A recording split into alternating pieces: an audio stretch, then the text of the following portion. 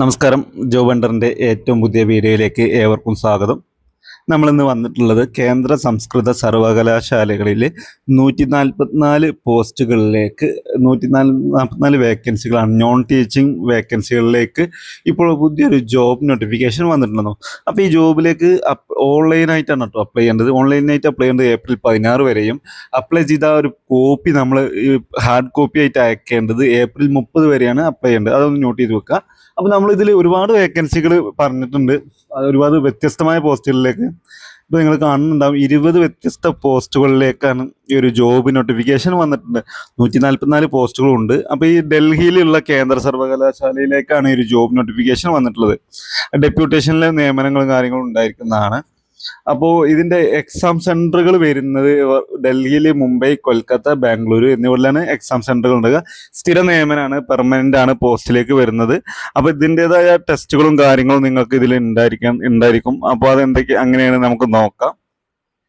ആദ്യം ഞാൻ ഒരു വലിയ വലിയ പോസ്റ്റുകളൊന്നും പറയുന്നില്ല. ഇതിൽ കുറച്ച് നമുക്കൊക്കെ പറ്റിയ ഒരു സാധാരണ 10ാം ക്ലാസ്, +2, ഡിഗ്രി യോഗ്യതയുള്ള ആളുകൾക്ക് പറ്റിയ കുറച്ച് പോസ്റ്റുകൾ ഉണ്ടായിരുന്നു.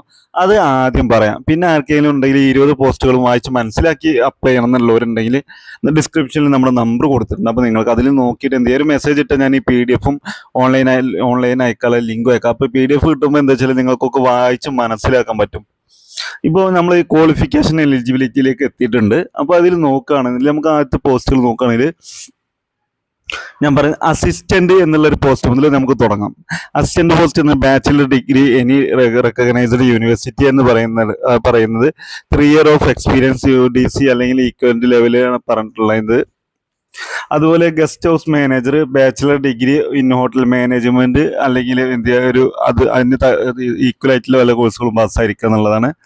പിന്നെ വരുന്നത് പേഴ്സണൽ അസിസ്റ്റന്റ് എന്നുള്ള ഒരു വേക്കൻസി വന്നിട്ടുണ്ട്.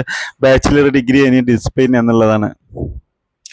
ഡെപ്യൂട്ടേഷനിൽ വേണമെങ്കിൽ ആ ഡെപ്യൂട്ടേഷൻ ജോലിക്ക് നോക്കാം, എല്ലാവർക്കും ഇതിലേക്ക് പോവാം. അതുപോലെ വന്നത് ടെക്നിക്കൽ അസിസ്റ്റന്റ് കമ്പ്യൂട്ടർ ലാബ് എന്നുള്ളതാണ്. Bachelor degree in engineering and ടെക്നോളജിയിലാണ്. സ്റ്റെനോഗ്രാഫർ എന്നുള്ള വേക്കൻസി കൂടി വന്നിട്ടുണ്ട്. Bachelor degree any discipline recognised university ഉള്ളതാണ്. ഡിസേബിൾ ആയിട്ടുള്ള qualification proficiency in English and good communication skill ഉണ്ടായിരിക്കുക എന്നുള്ളതാണ്. അതുപോലെ അപ്പർ ഡിവിഷൻ ക്ലർക്ക് എന്നുള്ള പോസ്റ്റ് വന്നിട്ട് ബാച്ചിലർ ഡിഗ്രിയാണ്, റെക്കഗ്നൈസ്ഡ് യൂണിവേഴ്സിറ്റി ഇൻസ്റ്റിറ്റ്യൂട്ടിലാണ് വന്നിട്ടുള്ളത്. അതുപോലെ തന്നെ വരുന്നത് ലൈബ്രറി അസിസ്റ്റന്റ് എന്നുള്ള വേക്കൻസി ഉണ്ട്. ബാച്ചിലർ ഡിഗ്രി ലൈബ്രറി ഇൻഫർമേഷൻ സയൻസിലേക്ക് ടൈപ്പിംഗ് സ്പീഡ് ഉണ്ടായിരിക്കണം. ലോവർ ഡിവിഷൻ ക്ലർക്ക് ഉണ്ടായിരിക്കും, ബാച്ചിലർ ഡിഗ്രിയാണ്, ടൈപ്പിംഗ് സ്പീഡ് ഉണ്ടായിരിക്കുക. ഡ്രൈവറുടെ 10th പാസും അതുപോലെ റെക്കഗ്നൈസ്ഡ് ബോർഡിൽ 10th പാസ്സായിരിക്കണം. Possession of valid driving licence ഉണ്ടായിരിക്കുക എന്നുള്ളതാണ്. പിന്നെ മൾട്ടി ടാസ്കിങ് സ്റ്റാഫാണ്. 10th അല്ലെങ്കിൽ +10th പാസ്സായാൽ മതി, അല്ലെങ്കിൽ ITI പാസ്സായാൽ മതി. ലൈബ്രറി അറ്റൻഡൻ്റ് ആണ്, +2 ഈക്വലന്റ് എക്സാമിനേഷൻ പാസ്സായാൽ മതി. അതുപോലെ മെഡിക്കൽ അറ്റൻഡന്റ് എന്നുള്ള വേക്കൻസി ഉണ്ട്, +2 ഓർ ഈക്വലന്റ് ആണ് പാസ്സായ വേണ്ടത്. അത്രയും വേക്കൻസികളാണ് ഉള്ളത്. ചിലതൊക്കെ ഡെപ്യൂട്ടേഷൻ, അത് ഒഴിവാക്കിയാലും നമുക്ക് ഒരുപാട് വേക്കൻസികൾ വേറെ അപ്ലൈ ചെയ്യാനുള്ളതുണ്ട്. അപ്പോൾ നിങ്ങൾ ഇൻട്രസ്റ്റഡ് ആണ് എങ്കിൽ നിങ്ങൾക്ക് പുറത്ത് പോയിട്ടൊക്കെ ജോലി ചെയ്യാൻ പറ്റും താല്പര്യമുള്ള ആളുകളാണ് പിന്നെ ഉണ്ടെങ്കിൽ നിങ്ങൾ അപ്ലൈ ചെയ്യുക. അതുപോലെ അപേക്ഷ ഫീസും കാര്യങ്ങളും നിങ്ങൾ ഓൺലൈനായി അപ്ലൈ ചെയ്യുന്ന സമയത്ത് നിങ്ങൾക്ക് കാണാൻ പറ്റുന്നതാണ്. ഓൺലൈൻ പോർട്ട് റിക്രൂട്ട്മെന്റ് ഇങ്ങനൊരു പേജാണ് വരുന്നത്. അതായത് ഇതിൻ്റെ ഫുൾ പേജ് ഞാൻ പിന്നെ ഇതിൽ കവർ ആകുന്നില്ല. അപ്പോൾ ഞാൻ ആ ഒരു പേജ് ഞാൻ നിങ്ങൾക്ക് എടുത്ത് വെച്ചിട്ടുണ്ട്, അത് ഒരു ലിങ്ക് വെച്ചിട്ടുണ്ട്. അതിൽ കയറി നിങ്ങൾക്ക് ഓൺലൈനായിട്ട് അപ്ലൈ ചെയ്യാൻ പറ്റുന്നതാണ്.